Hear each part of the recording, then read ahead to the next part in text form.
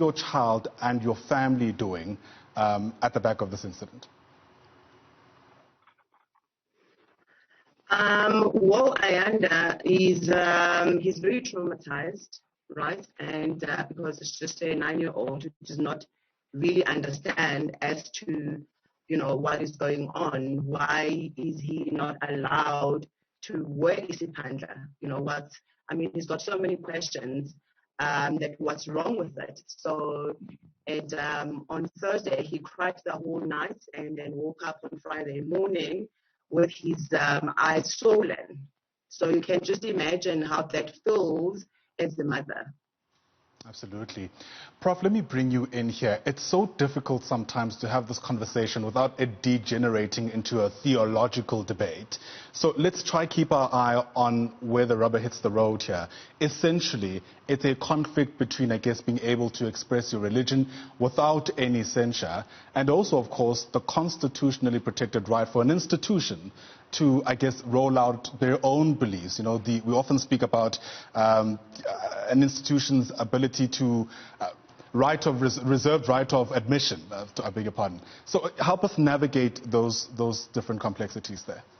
Yes, so this is, of course, also a clash with the right to equality, the right not to be discriminated against. So in cases like that, usually the court is going to say you have to have a very good reason, and it must be really central to the religious practice or belief before that practice is going to trump other rights, like the right to equality. And so there's been other cases where, in a school's context, it wasn't a private religious school, where the court said the school had to accommodate different religious practices. And there's been other cases where some racist guest house owner said, well, I cannot have black people come here because my religion tells me that. Now, the court doesn't go into whether that religious practice is a good one or a bad one, or we should believe it, it's bizarre. They just said the impact on the people who are being discriminated against is much more important. Their right is more important than your religious right. And I suspect the same is going to be the case here, because it's clearly a kind of impact which need not be there, because the school easily can accommodate this. It will not change anything about their personal beliefs. It will have very little impact on the school, but it has a huge impact, as we have just now heard, on the child. Given what you've said, it sounds like you're saying precedent has been set here already, and if this does land up to the courts, the school is likely to lose. Yes, the precedent is not directly on point, because we haven't dealt with a private religious school yet. But if you apply the other precedent, it's clearly the case that a school, for example, is treated much differently from a religious a church. In the church, this probably would have been accepted. In a school, probably not, because the court has said it's going to be very difficult in that context for the school to justify why they cannot accommodate this cultural practice of the child. Sure. Nelly, let me bring you back in here.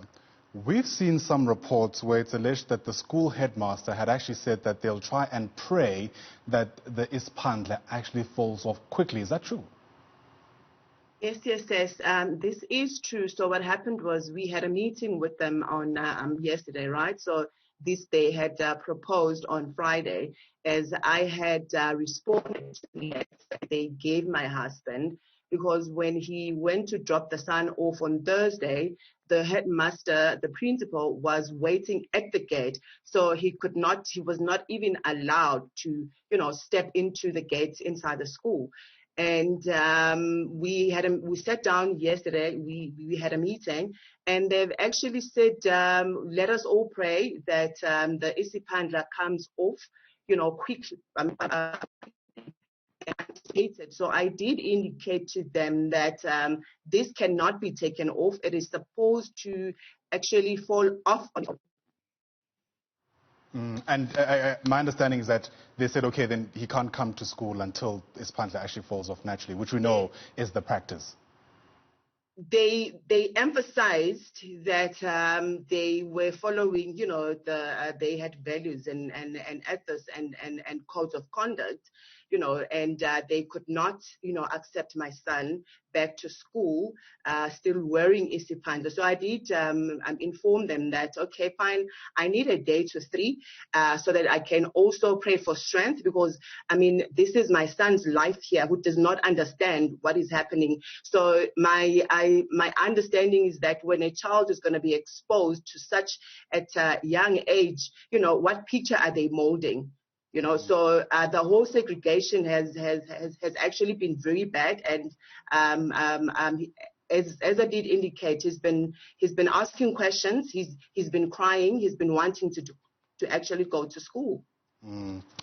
Prof, let me bring you back into this conversation as well. We've seen many other instances where schools have been challenged because of their policy and code of conduct. What comes top of mind at the moment is the issue around hair and the saga that's caused, right? Where many, particularly black girls, wanted to wear their hair. They wanted the hair naturally, which wasn't allowed at the time. Can those instances be used as well in this case, right? To try and argue for a particular cause by, I guess, working through the logic that might have allowed the girls to have their way, for lack of a better term? Yes, so the problem with these kind of cases in like a school situation or whatever is often that the rules written by the school embody a certain worldview. It is sometimes, I don't know what the school situation is, but sometimes it is based on a prejudice against people who are not part of the dominant group. And so it's often the rules are not by intention, but just the way it is, are basically racially discriminating. So you can use the same kind of logic here and say, regardless of what the intention was here, the impact is one of discrimination. It discriminates against a culture that is associated with a specific race. And so you can make the same argument about hair. So yes, the logic is similar, not exactly the same, but similar.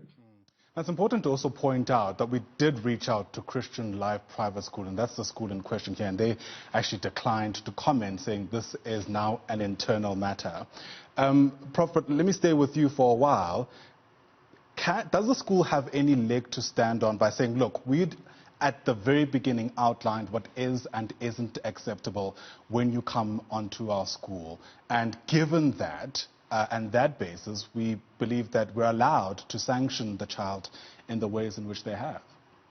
Yes, so that argument is often used. What it really boils down to is the school saying, you have signed away your rights because you have consented to your rights being taken away. The courts have said you cannot sign away your rights.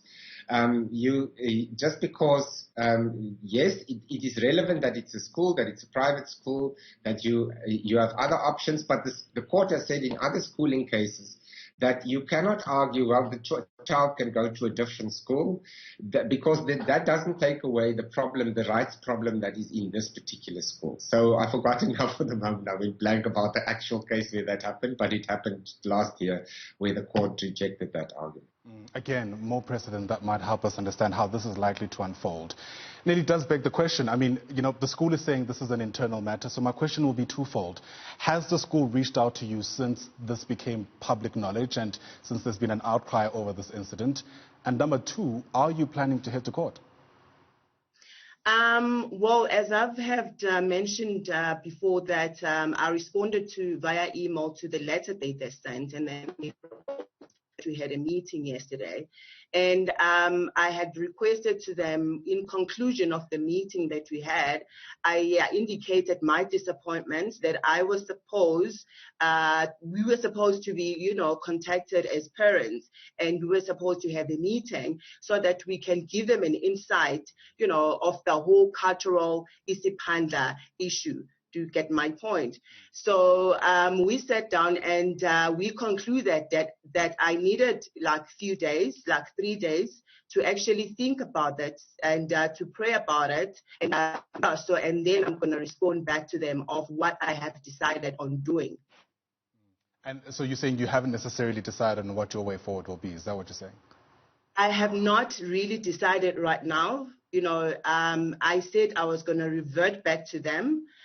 with my decision. However, I did mention to them that I was not prepared to bring back my son to school for now because I fear him being victimized or, segregated more or whatever, and that I will not take the Isiphandla out.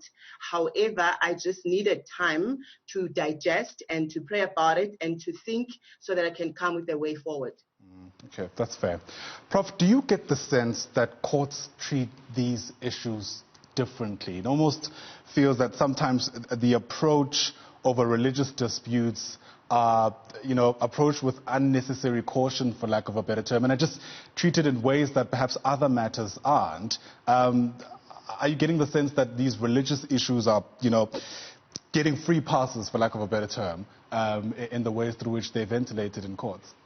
Yes, so there's differences, I think. I think that there is sometimes a tendency for courts to give religious groups a free pass. You can call it Christian privilege if you want. In other cases, not. So there's been cases, for example, where Christian schools went to court and challenged the ban on corporal punishment in schools, and the court said, no, you can't make your own rules. Just because you're religious, you're not exempted from other legislation and rules and rights. And you have to, you can't just claim that. So I think in the context of discrimination especially, the court is more likely to rule against religious groups than in other cases where they're probably a little bit over generous in accepting the religious claim over other rights claims. A big part of the debate, Nelly, was around whether or not you had actually signed any form of code of conduct that, I guess, might give the school a leg to stand on. From your knowledge, was there any such document that you conceded to? Even though we now know that even if that was to be the case, as the Prof pointed out, you simply can't sign away your rights. I have been receiving criticism, like especially on social media, that when I decided to take my son to a Christian school, I did agree or signed some sort of a code of conduct or rules and regulations. So my point is, yes, I did sign a contract. However,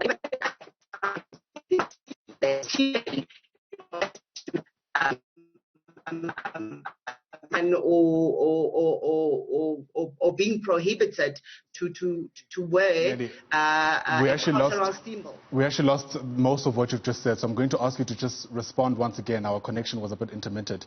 You were just replying to that, and we didn't hear you quite clearly.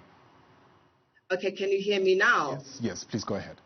Okay, so what I was saying is that I have been receiving criticism on social media, majority saying that when I decided to take my son to a Christian school, obviously I did agree to some terms and conditions or code of conduct. Yes, that was signed. However, they did not actually cover everything in terms of the cultural, like being prohibited to wear Isiphandla. So this is what I mentioned to them yesterday.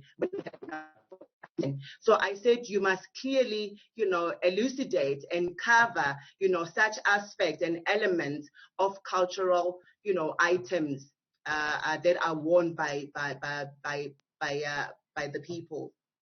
We're going to have to leave it there. That's all the time we have. Let me thank you both for your time and your insights. Nelly, I wish you and your family strength and I guess all the best if you do decide to go to court.